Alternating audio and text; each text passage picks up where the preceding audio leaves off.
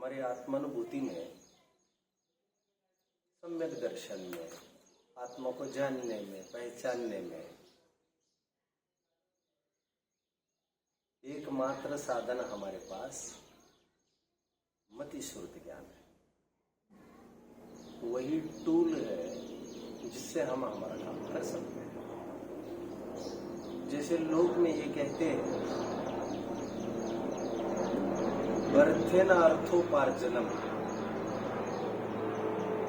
कुछ धन से ही कुछ धन की प्राप्ति हो सकती है। गजेन गजबंधनम, हाथी के माध्यम से ही हाथी पकड़ा जा सकता है। हमें आत्म वस्तु पकड़नी है, आत्म वस्तु जाननी है। उसके लिए सोर्स भी वही चाहिए जो आत्मा से कथनचित भिन्न हो और कथनचित अभिन्न हो। सर्वथा भिन्न होगा तो वो उसे रिप्रेजेंट ना कर सकेगा। सर्वथा भिन्न होगा तो फिर साधन और साध्य में फर्क क्या करेंगे आप? अगेन, हमें आत्मा को समझना है। आत्मा को समझने के लिए एक मेडिएटर की जरूरत है। मेडिएटर मतलब जिसे मैं एक मीडियम कह रहा हूं, मीडियम, टूल, साधन, जिससे हम आत्मा को जान सकें। लॉजिकली ऐसा लगता है जो टूल होता है वो कथनचित अभिन्न चाहिए साध्य से हमारे।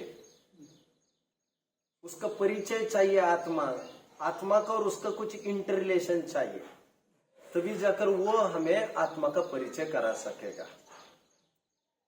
यदि वही इतना दूर रहेगा तो वो हमारा परिचय तो नहीं करा सकेगा। कथनचित अभिन्न चाहिए वो साधन। यदि ऐसा न होता तो बाहर की शरीर की क्रियाएं आदि के माध्यम से, इंद्रियों के माध्यम से आत्मा की प्राप्ति हो सकती होती। लेकिन सर्वथा भिन्न ऐसी वस्तु नहीं चाहिए हमें कोई। कथनचित अभिन्न चाहिए ही चाहिए हमें, और उसी जाति की चाहिए, चेतना जाति की। ये सब बाकी के सब स्वयं ही विजातीय है, स्वयं ही अचेतन है। ये कैसे चेतन को जनरेट कराएंगे? इसीलिए परीक्षामुख सूत्र के सूत्र में भी कहा गया है, नार्थलोको कारणम प्रतिच्छेद्यत्वात्मवत्। इन सबसे कुछ भी ज्ञान नहीं होता कहते। न उजाले से ज्ञान होता है, न पदार्थ से भी ज्ञान होता है, और न इंद्रियों से भी ज्ञान होता है। ऐसा साफ साफ उल्लेख मतांतरों की चर्चा में जैन आचार्य कर चुके थे। तो कहते यह कुछ भी साधन नहीं है।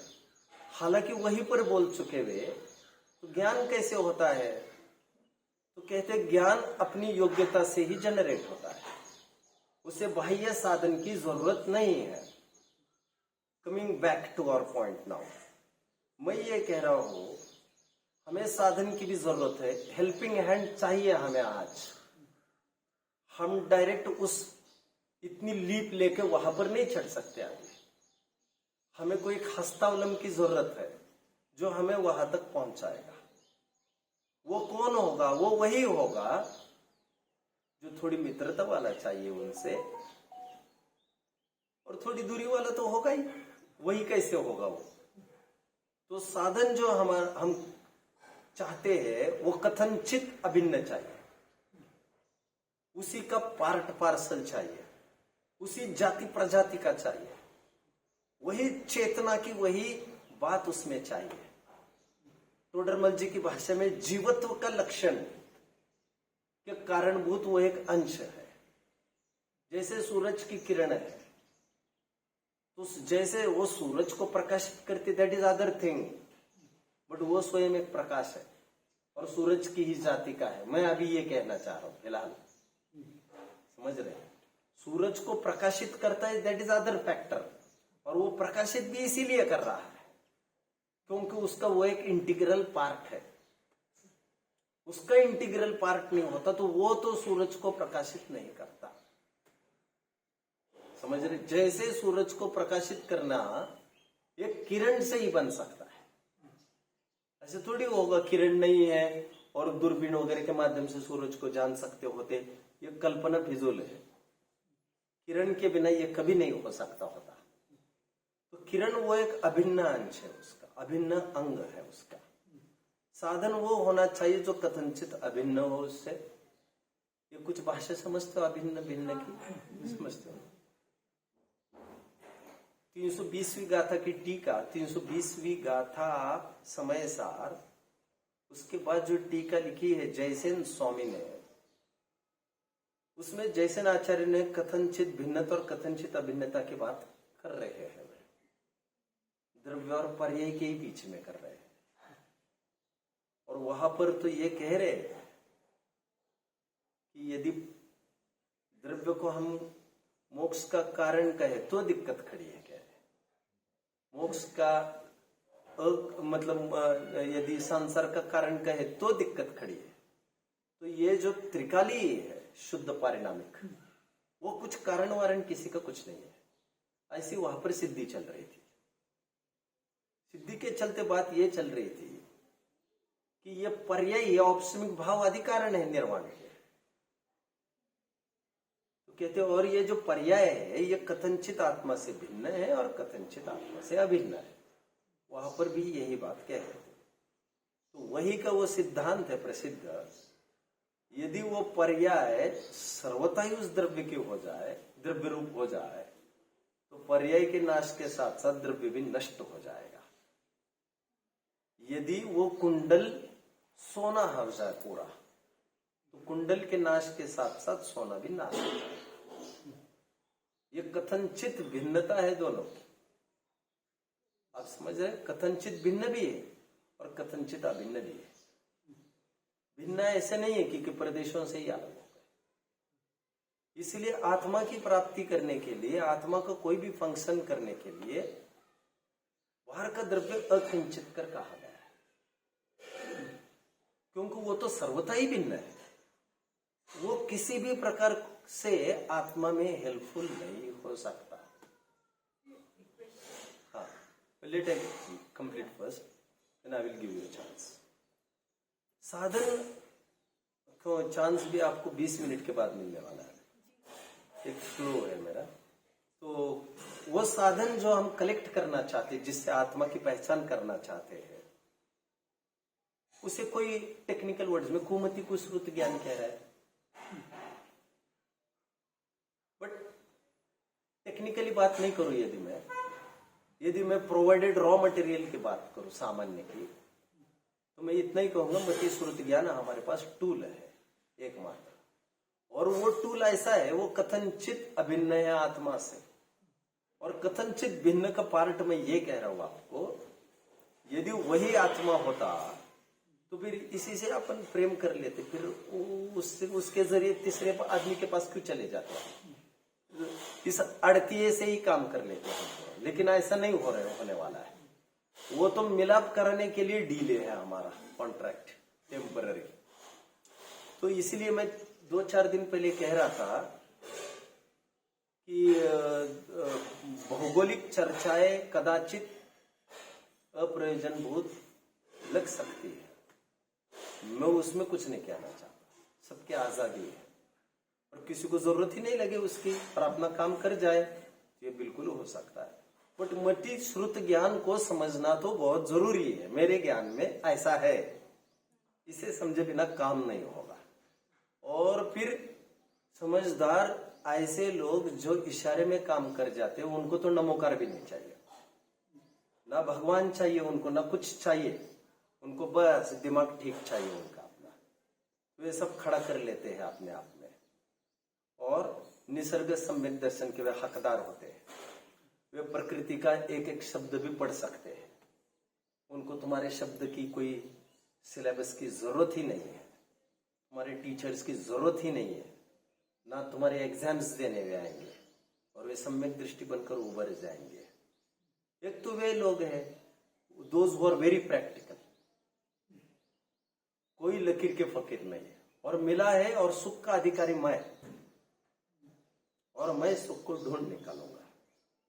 It's my survey, it's my study, it's my discovery. और कोई पुस्तकों का मोहताज नहीं है।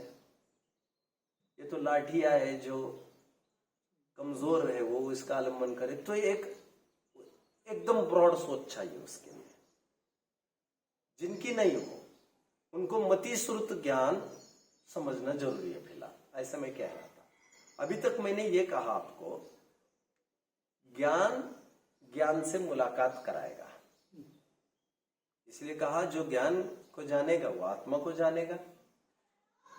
इसलिए कहा गया आत्मा ज्ञानम स्वयं ज्ञानम ज्ञानात् अन्यत् करोति किम। जितने परिचय कराए, न खोलू यस्मात् अन्यथा साध्य सिद्धि। पहले जानो, जो जहां जहां बात की गई है उस अंश को पहले जानना। लक्षण, स्पेशली 47 शक्तियों का प्रकरण, जहां पर प्रसाद्यमान और प्रसिद्ध की बात कर रहे हैं, और न्याय की प्रसिद्ध चर्चाएं होती है। आपको साध्य तक पहुंचना है तो आपको साधन चाहिए, उसके बिना आप साध्य की सिद्धि कर नहीं सकते। तो आपके पास वो ज्ञान का अंश है जिसके जरिए आप आत्मा की प्राप्ति कर सकोगे। और उस ज्ञान को समझना इज ऑलमोस्ट आत्मा को समझना, यहां तक भी बात है, ऐसी भी बात है। तो आपने तो अभी कहा वो कथनचित भिन्न भी है, लेकिन ऐसा भी है। लेकिन कथनचित अभिन्नता की तरफ से देखो, जिसने ज्ञान को जाना, स्पेसिमेन था हमारा, उसके जरिए हमने पूरा जान लिया, आत्मा को जान लिया। तो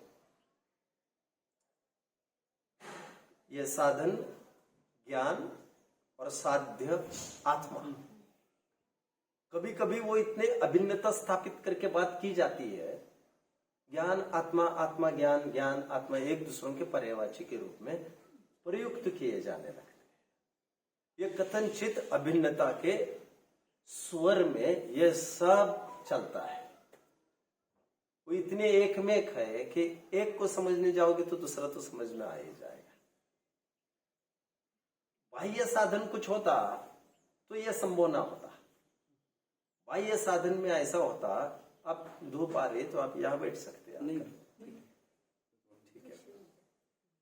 तो मैं ये कह रहा हूं, जैसे प्रवचन सार में प्रारंभिक प्रकरण है, आई थिंक ये 32-33वीं गाथा होना चाहिए आसपास, जहां पर ये कह रहे हैं, ऐसा नहीं है कि देवदत्त ने कुल्हाड़ी के माध्यम से लकड़ी को काटा। कर्ता कोई हो, कर्म कोई हो, करण कोई हो, संप्रदान कोई हो,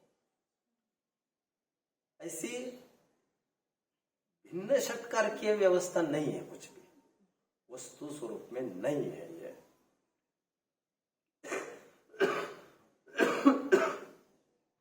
कहने के लिए है ये सब। अच्छा, कहने ही के लिए है। हाँ, कहना प्रयोजन के लिए होता है, बिना प्रयोजन के कुछ नहीं होता है।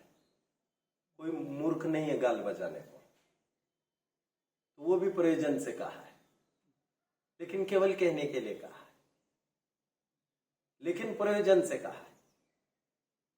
तो भिन्न षटकारक भी इसीलिए, निमित्तों का ज्ञान। बट हम जब बात कर रहे हैं आत्मा को जानने की, तो अभी हमारा काम फिलहाल इंद्रिय प्रकाश आदि का कोई काम नहीं है। गुरु कुछ नहीं है। ज्ञान और वो आत्मा को जानेगा बस। और ज्ञान उसी जाति का है जिस जाति का आत्मा है। आत्मा जिस जाति का है उस जाति का ज्ञान है। फर्क इतना ही है कि ज्ञान भाव है और वस्तु भाववान है। ज्ञान आदि अनंत गुण है उसमें, कहते हैं। क्योंकि जब ज्ञान की फीलिंग चालू होती है तो वही से और एक स्रोत बहने लगता है जो एकदम आह्लाददायी है, जो सुखवर्धक है। और जो ये सूदिंग ब्रीज है जो हमने एक्सपीरियंस किया अभी, ये कहाँ से आ गई एकदम? तो उसको पता चलता है ये ज्ञान से ही नजदीकी साधे और भी तत्व है मेरे में, तो ये सब ज्ञान करा देगा काम। आप समझ रहे हैं? ज्ञान के साथ साथ सुख की अनुभूति होगी, अनिवार्य होगी। ज्ञान के अभ्यास में जितना समय श्रम लगेगा वो फलदायी होगा और सुख की दिशा में ही बढ़ेगा। और सुख आत्मा से ही उपजेगा, वो बाहर से नहीं आने वाला है। नाउ ये कहा जाता है हमें थोड़ा ट्विस्ट। अभी तक मैंने थोड़ी फिलोसॉफिकल चर्चा की, अब मैं थोड़ी टेक्निकल चर्चा करूंगा। मैं ये कह रहा हूं अभी, फिर मैं आपको भी चांस दे दूंगा। मति श्रुत ज्ञान जो टूल है ना हमारे पास, वो अभी तक मैं ये कह रहा था बाह्य साधनों की जरूरत नहीं है,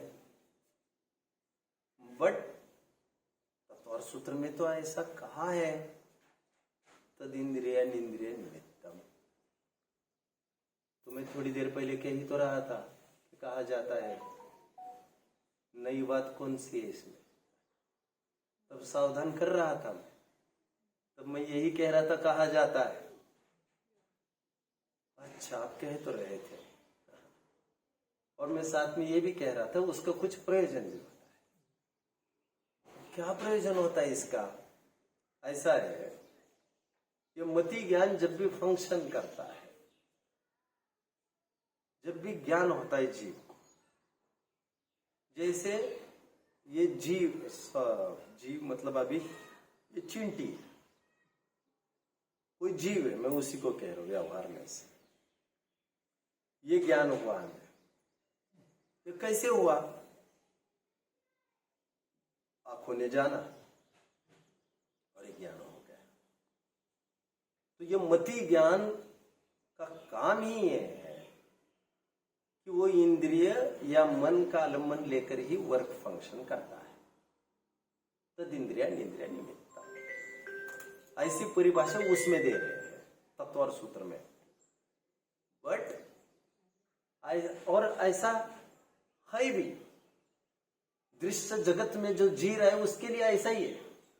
जो भी सृष्टि है उसका अनुभव करना है, तो तुम्हारी इंद्रिया अच्छी चाहिए। पहला सुख निरोगी काया कहा जाता है। आंख की कीमत कितनी है, इसलिए लोग जाते जाते समय में भी आंख वाक तो दे जाते हैं, किसी के काम आएगी, किसी के काम आएगी, किसी के काम आएगी। अब मैं ये कह रहा हूं जितना भी नॉलेज हो रहा है वो सब देखो, जबान तो किसी को काट कर दी नहीं जा सकती थी, तुम चख लेना भैया मेरे जाने के बाद, और उसकी वैलिडिटी और एक्सपायरी की भी कोई बात नहीं थी। स्पर्शन ऐसी कोई चमड़ी उकेल कर किसी को दी नहीं जा सकती थी कि भैया तुम स्पर्श इंद्रिय का भोग करते रहना मेरे जाने के बाद। ऐसा क्या हो सकता था? तो न रसन में संभव था, न स्पर्शन में संभव था, न नाक कोई किसी को दे सकता था। नाक मतलब इंटरनल फंक्शंस की बात कर रहा हूं, और वो किसको सूंघना है। लेकिन ये इसके बहाने मैं ये कह रहा हूं आपके बहाने इंद्रियों का ट्रांसप्लांटेशन की आइडिया है, क्योंकि वो जरूरी चीज है नॉलेज के लिए हमारे। उससे के पेट भरेंगे हम, ये करेंगे, पेट नहीं भर के भी सब जानते हैं कि नॉलेज के लिए इंद्रिय की जरूरत है, और बाकी की इंद्रिया साफ कुछ नजर नहीं आती, लेकिन आंख को देने से कुछ फंक्शन हो सकता है, ऐसे वे मानते हैं। मैं ज्यादा नहीं जानता कुछ भी, वो टेक्निकली आप बाहर में सर्च कर लेना। लेकिन मुझे ये कहना है, इसका मतलब ये हुआ इंद्रियों की तो जरूरत है कुछ भी जानने के लिए। तो आचार्य देव ये कहते हैं हाँ जरूरत है, कहते ये इंद्रिय रहते हुए ही नॉलेज होगा, तुम्हें मति ज्ञान होगा, और मति ज्ञान होगा तो ही श्रुति ज्ञान होगा। तो श्रुति ज्ञान के अभी थोड़ी देर के लिए छोड़ दो, मति को ही डील करते अपन, इसलिए मति ज्ञान के पराधीन प्रवृत्ति के ले लिया। तेरे कल जो प्रवचन हुआ ना आपका, बड़ा अच्छा हुआ। बोले आपका दिमाग ठीक था, इसलिए वो अच्छा भी बन गया कार्यक्रम।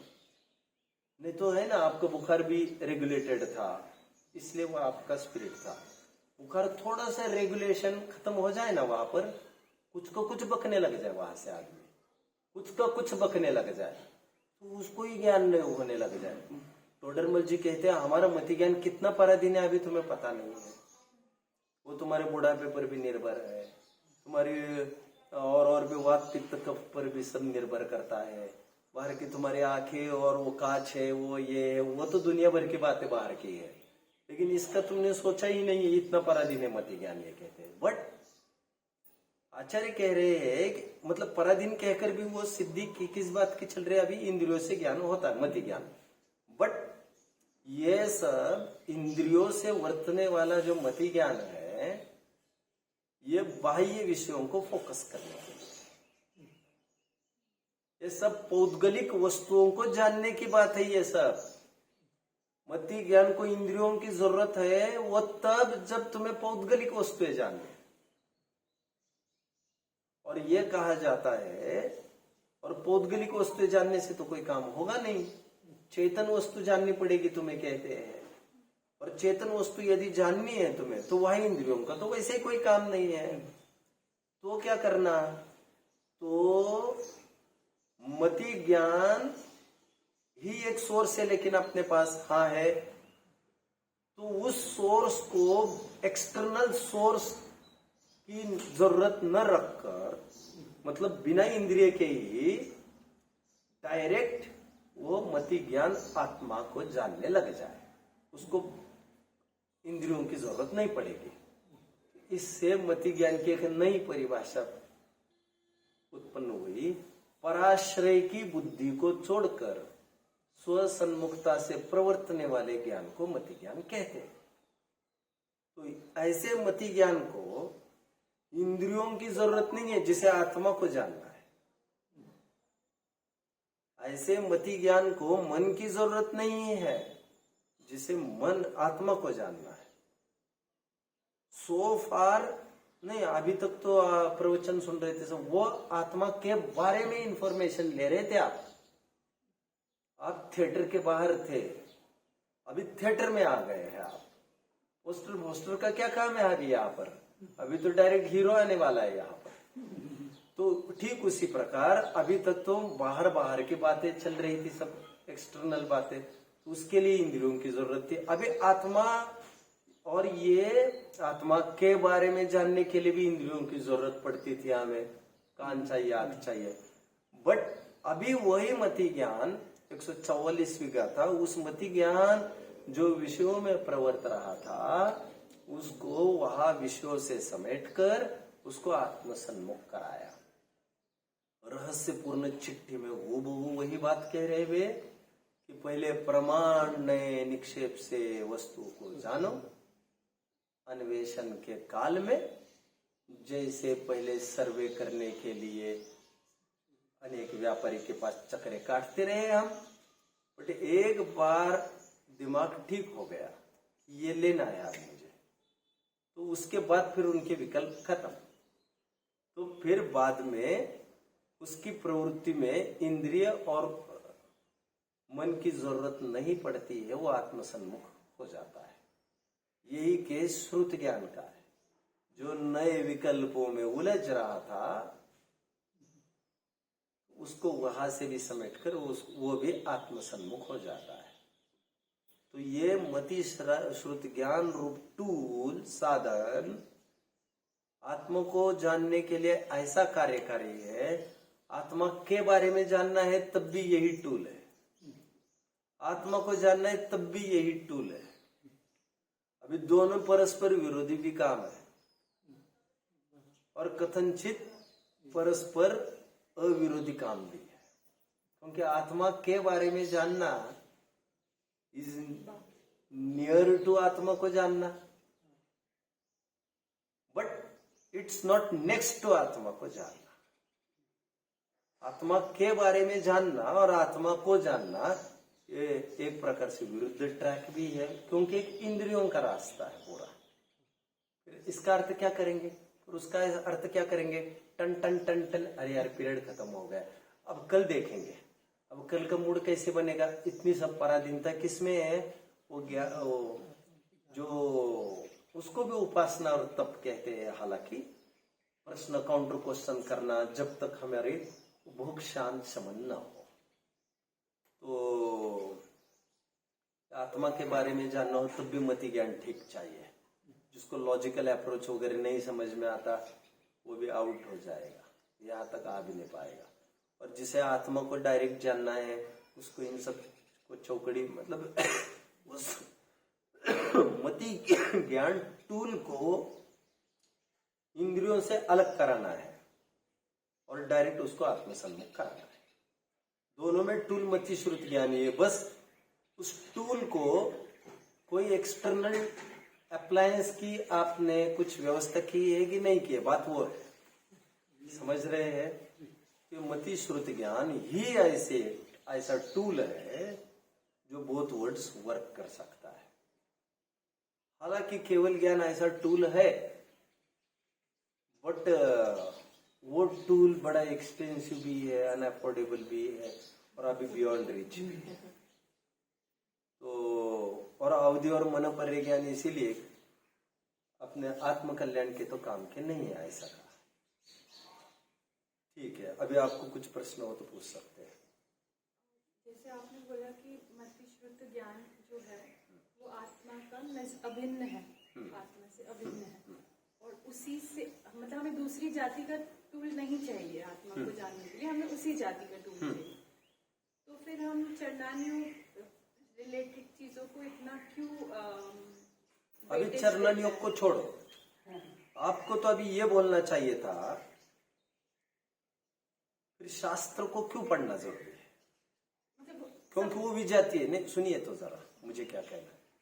और इसलिए ग्रंथ भी कहते हैं शास्त्र में ज्ञान नहीं, ज्ञान में शास्त्र नहीं। वो विजातीयपना वहां पर भी वो सिखा रहे हैं हमको, उससे काम नहीं होगा। बट कहा जाता है ये सब, तो क्यों कहा जाता है, मैं वही तो कह रहा था। क्योंकि भैया कहने का भी प्रयोजन है हमारा। क्या प्रयोजन है, कल की क्लास में आ जाना फिर उसका अध्याय खुलेगा। कहने के भी कुछ प्रयोजन होते हैं और हमने कह दिया मतलब बात वैसी है ऐसा नहीं, बट तात्कालिक रूप से तुम्हारे लिए ऐसी है, ऐसा है तो ऐसा नहीं है कहते हो आप। अरे वो कोई रूल नहीं है भैया। डंडा तुम्हारे हाथ में पकड़ाया है हमने, तुम लड़खड़ा रहे हो, जाओगे मरोगे। बाकी के नहीं है ऐसे लोग, तो उनको डंडे नहीं पकड़ाया है। हस्तौलम तुम्हारे लिए, डंडा पकड़ के ही चलना है तुम्हें, उंगली पकड़ के ही चलना है तुम्हें। तो ये सब चरणानुयोग का भी नॉलेज कराया, जिसमें खान पान की भी चर्चा उतर आई। हालांकि चरणानुयोग में खान पान की चर्चा तो एक बहुत रेस्ट्रिक्टेड एक मतलब एक पार्ट है। वो तो लोगों ने उसको बहुत उसी को सब कुछ बनाया हो, तो मैं कुछ नहीं कह सकता उसमें। जैसे 8 मूल गुण में भी जीव दया भी था, 8 अंगों में निशंकित निकांक्षित निर्विचिकित्सा आदि भी था, 6 आवश्यक में समता स्तुति वंदना कायोत्सर्ग ये भी सब था। अब ये सब क्रिया ही तो कही, 12 व्रत भी कहे, मैं यहाँ से यहाँ नहीं जाऊंगा, वहां से वहां नहीं जाऊंगा, इतने कपड़े का प्रयोग करूंगा। अब इसमें खाने पाने का क्या था, तो मैं नहीं करूंगा कपड़े का। तो यार तुम कपड़े में उलझते रहोगे तो तुम फिलोसोफर कैसे बनोगे। तो हमें तुमको कहना पड़ा, छोड़ो यार ये चक्कर, तुम क्या बातें करते रहते हो, ये तब पहनूंगा, ये उस दिन पहनूंगा, ये उस दिन पहनूंगा। दिमाग खराब तो नहीं है तुम्हारा। तो हमने ये कहा एक काम करो, इसकी जरूरत ही नहीं, उसकी सीमा कर दो। तुम्हारा दिमाग वहां खर्ची हो रहा था देखकर हमने कुछ तुम्हारे लिए कुछ तुम्हें लग रहा है वो कोई बहुत बड़ी बात है, लेकिन हमने क्या करे सोचकर हमने तुमने कुछ मजबूरी में दे दिया है। हमारा उपयोग जहां जहां उलझता है। अभी तुम्हें लगता है फिर मेरी लड़की है, फिर मुझे उसका थोड़ा देखना भी पड़ता है, फिर उनके पोते वगैरह की शादियों में मुझे जाना भी पड़ता है, आदि भी पड़ता है। मतलब माथे पर जिसने जितनी ठेकेदारी ले रखी है तो उसको उतना कन्फाइन किया जाता है। तो फिर कहा जाता है नहीं भैया अभी तुम एक काम करो, तुम एक प्रतिज्ञा करो, तुम तुम्हारे लड़का लड़की की शादी में जाओगे, ब्रह्मचर्य अणुव्रत, दूसरी प्रतिमा, मत जाओ किसी के। नहीं तुम न जाने से तो फिर कैसे, ऐसे कैसे चलेगा? काम नहीं चलेगा या काम चलेगा नहीं, ऐसा तुम्हारा फीलिंग है क्या दोनों में? तो तुम सोचो पहले, काम रुक जाएगा कि रुक जाएगा ऐसा तुम्हें लग रहा है, और ऐसा तुम्हें लग भी रहा है, तो लेट्स ट्राई, बी प्रैक्टिकल। पकड़ लो रे इसको, मत जाने दो आज के कई कार्यक्रम में। अरे भाई साहब, किसी के बिना कुछ भी नहीं लड़ने वाला है। तो मानसिक धूल फटकने के लिए एक फटकनी रखी है हमने, उस फटकनी का नाम चरणान योग है। उसको कहा जाता है, कहा गया था, अरे वाह क्यों अच्छी भाषा में बात कर रहा हूँ तेरा क्या गाड़ा था वहां पर जाने में? तो बंद कर, मत जाया कर फालतू में वहां पर, मत चक्रे काटा कर जा, वहां बैठ जाए, एक जाओगे नहीं तुम कहीं यार, यही पर बड़े बैठे रहो। जैसे लोक में भी कहते हैं बिना मतलब का घूमता रहता है, तो फिर झगड़ा वगड़ा करके आ जाता है, फिर बीमार होकर आ जाता है, और समाज के झगड़े निपटाने आप चले जाते हो, हम परेशान है जी आपसे, तो ये सब बंधन चरणान योग करा देता है। फिर अपने आप एक डॉक्टर की भांति वो आगे बढ़कर ये कहता है कि मैं भी, कोई मुझे पूछता है तो मैं कहता हूँ नहीं, मुझे मेरे डॉक्टर ने मना किया है कि आप किसी को ऊंची आवाज नहीं सुनना तो कान में दिक्कत आएगी। वो मेरा नेचर कहता रहता हूँ भाई तुम धीरे बोलो, मुझे कहना है। अब मेरे डॉक्टर मतलब मेरे डॉक्टर वे भगवान, तुम उनके नाम पर मैं कुछ भी कहूं, मेरे डॉक्टर ने ऐसा कहा है, मेरे डॉक्टर ने ऐसा कहा है, मेरे डॉक्टर ने, कौन है ये डॉक्टर जो आपको ऐसा कहता है कि इतना बोलो और इतना नहीं बोलो और ऐसा करो वैसा नहीं करो? हमारे ग्रंथ में लिखा है ये सब। तो ये चरणान योग के भी बंधन कहा जा सकते, उसमें कोई दिक्कत नहीं है, क्योंकि सामने वाला विषयों में ललचाया ही इतना पड़ा है, तो उसके लिए वो बंधन ही है, उसके लिए बंधन ही है।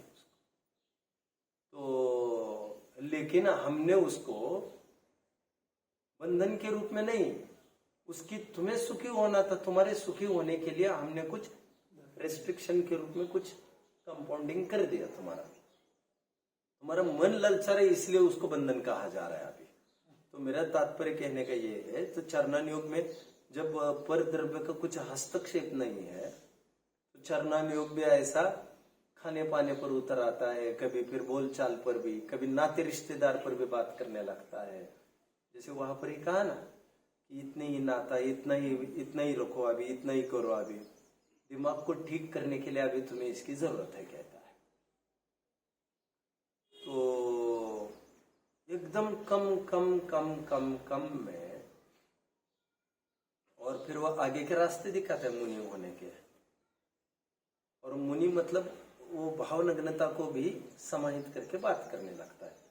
तो तात्पर्य कहने का ये है कि इस प्रकार परिद्रव्य के साथ भी संबंध जोड़ के दिखाया जाता है। चरणान योग में ऐसा है, बाद बाकी शास्त्र पढ़ना भी वो तो इंद्रियों का ही आलम्बन हो गया। एक टाइम के बाद उसको भी भोग कहा जाता है, बट एक टाइम के बाद क्या वैसे फैक्चुअली वो भोग ही माना जाएगा। तभी तो कहा जाता है पराया ज्ञान वहां पर किया। तो शास्त्रों में वगैरह उलझने वाली बुद्धि को इसलिए भी व्यभिचारिणी कहा। तो ये कथनचित परस्पर विरुद्ध बातें हैं ये। मतलब ये डिस्ट्रैक्टिंग है। मति ज्ञान जब इंद्रियों के साथ वर्क करता है तो कथनचित साधक हो सकता है, कथनचित बाधक, क्योंकि उसका फील्ड ही इंद्रिय वाला है। उसका काम है पांडित्य प्रदर्शन करना, शास्त्रीय गवेषणा करना, मतलब वही वकालत की भाषा में सच का झूठ, झूठ का सच, तो ऐसा तो नहीं होता खैर यहाँ पर, बट वो कैसे तर्क से सिद्ध होगी बात, किसका क्या, और उसमें बोलना जरूरी है, वही बोलना पड़ेगा, तुम्हें बोलना पड़ेगा, विद्यार्थी को बोलना पड़ेगा। तो वो ज्ञान के मार्ग ऐसे चलते हैं, मतलब बाह्य ज्ञान के, अंतरंग ज्ञान के मार्ग ऐसे चलते हैं कि उसमें कम बोलो भैया। प्रश्न उत्तर में बस हो गया अभी, कब तक अलम अलम अथवा प्रलपिते न मतिर व्यवस्थिता मम, मेरी मति अभी व्यवस्थित हो गई, चर्चा में कोई विराम अभी। और पहले तो वो ही कहते हैं अच्छे से बैठो, नहीं तो प्रवचन बंद कर दूंगा मैं। वो कहते हैं मैं दिखाऊंगा और तुम उसको शांति से देखना, यदि छल ग्रहण करोगे, तुम थोड़ा अनअटेंटिव रहोगे, हमारा मूड चला जाएगा, क्लास बंद हो जाएगी भैया कल से, हमें कुछ नया अटकी पड़ी है, अच्छे से बैठो, ये करो। तो फिर वो अनुशासन प्रशासन का एक नया फील्ड हो जाता है। तो फिर वो पूछता है कैसे बैठना चाहिए, तो लिखो रे एक पुस्तक इसके लिए, तो फिर वो पूरी पुस्तक लिखी जाती है उसके लिए, क्योंकि मैं कब तक बोलूंगा ऐसा लगता है उनको। तो जहां पर जो बात आई है उसको ऐसा बताया जाता है। पूछिए। अगर ऐसा देखा जाए तो पूरे शास्त्रों में 99% चीजें तो जो किसी न किसी प्रयोजन और किसी न किसी पक्ष को लेके ही लिखी गई है, किसी न किसी के लिए, किसी की शंका का समाधान, किसी की शंका का समाधान होगा। तो वो उसमें से कभी कभार क्या होता है, भटक तो जाते ही और उसी शंका में लग जाते हैं कि मैं ऐसा नहीं हूँ और ऐसा करना है। तो मतलब जो प्रयोजन था वहां पे वो कभी कभार भूल जाते हैं। नहीं, ये आपकी पर्सनल भूल है, पर्सनल कमी है, आपकी पर्सनल कमी है। यहाँ पर किसी की पर्सनल कमी को कौन हैंडल करता बैठेगा? ये तो आप स्वयं भटक गए चलते चलते, रास्ता बताते समय। आपको ये कोई पौद्गलिक रास्ते तो है ना, हाथ पकड़ा है भैया यहाँ चलो, आपके दिमाग के रास्ते ये सब, इसको कौन आपको वहां से हटाएगा? और आप तो जहां पर जाकर धड़केंगे वहीं तक आपकी विचार श्रृंखला, वो दिशा आप पकड़ लेंगे तो पकड़ लेंगे, जब तक आपको ठोकर ना लगेगी। ठोकर के लिए बाहर यहाँ पर कोई साधन नहीं, इसकी जिम्मेदारी अपनी है। कभी कभी सबके प्रश्न हमारे लिए कार्यकारी हो जाते हैं। आज जिन्होंने प्रश्न पूछा ये बहुत जबरदस्त था। टोडरमल जी के जितने शंकाकार थे उनके प्रश्न पढ़कर ऐसा लगता है हाँ ये भी बात हो सकती है। तो आदमी को तो ये कि व्रत आदि करे, उसको व्यवहार समझता है, आत्मानुभव है, उसको निश्चय समझता है, तो इसमें क्या बात है? उसने प्रश्न पूछा है, ये कहाँ प्रश्न है? अरे भाई अभी वो उत्तर आएगा तब समझ लेना। उसको अभी तक वो प्रश्न ही नहीं लग रहा है, उसको तो लग रहा है ये तो फैक्ट है, उसको लगता है ये तो फैक्ट की बात है, ये कोई प्रश्न थोड़ी है। अरे चलो यार, दिमाग खराब करता है ये, तुम मत आया करो प्रवचन में, सबका समय चला जाता है, तुम क्या क्या पूछते रहते हो। तो ऐसा ही है ना, व्रत मतलब कुछ क्रिया, व्रत मतलब व्यवहार, और आत्मानुभव मतलब निश्चय, ऐसा ही है ना, ऐसा ही तो होता है। कुछ भी पूछते रहते हो तुम, और टोडरमल जी उसका खंडन कर रहे हो।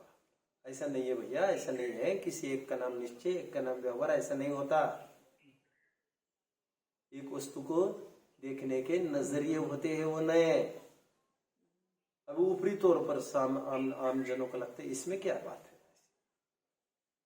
और टोडरमल जी ने तो बहुत निश्चयवासी के प्रकरण में शुद्धात्मा, एक आत्मज्ञान में ही संतुष्ट हुआ है।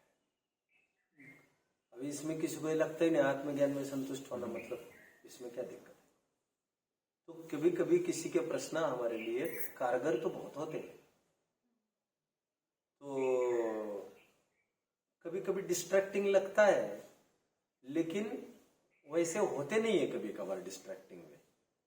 लेकिन हमारी बुद्धि कभी कभी ऐसी हुई है ना, वो अभी नया कुछ इनपुट नहीं चाहती, सीधी बात है। No overload now, no overload, बस पर्याप्त, काम हो गया हमारा, ज्यादा नहीं, ज्यादा चर्चा नहीं, दिमाग को टेंशन आता है। तो वो एक कुछ लोग ऐसे भी विचित्र जाति के जो इतने संतुष्ट रहते हैं और बाकी की सब चर्चा कर लेते हैं और कहते हैं, और कुछ कुछ करते भी ऐसे प्रश्न हैं जैसे सिर दर्द होने लगते, ये भी फैक्ट की बात है। बिना सिर पैर के ही प्रश्न इतने पूछ जाते हैं, ऐसा लगता है। मैंने अभी एक दो जन को कहा, वैसे मेरे से जुड़े हैं वे जीव, मेरे में बहुत आस्था रखते हैं, ऐसे ऐसे मैं उनको कहा, आपके जो प्रश्न पूछते हैं आप लोग, आप, मैं देख रहा हूँ आपको कंटिन्यूटी में, उस प्रश्नों में एक ख्याल में आता है कि आप में भारी कमी है तत्व ज्ञान की, और वो पढ़कर ही ठीक होगी। आपने सब उलट सुलट भी कुछ पढ़ लेते, कुछ करते, या फिर आपको कभी जचती भी नहीं है। ऐसे ऐसे भी प्रश्न पढ़ो भैया, थोड़ा पढ़ोगे भी मूल ग्रंथों को, तो प्रश्नों का भी अपना अपना है, किसी का कैसे होते, किसी को क्या, बट डाइवर्ट तो हमें नहीं होना चाहिए। इसकी जिम्मेदारी सबकी अपनी पर्सनल होती है। ठीक है, और कोई बात होगी तो देखते रहो, तो बस करते हैं, बस करो।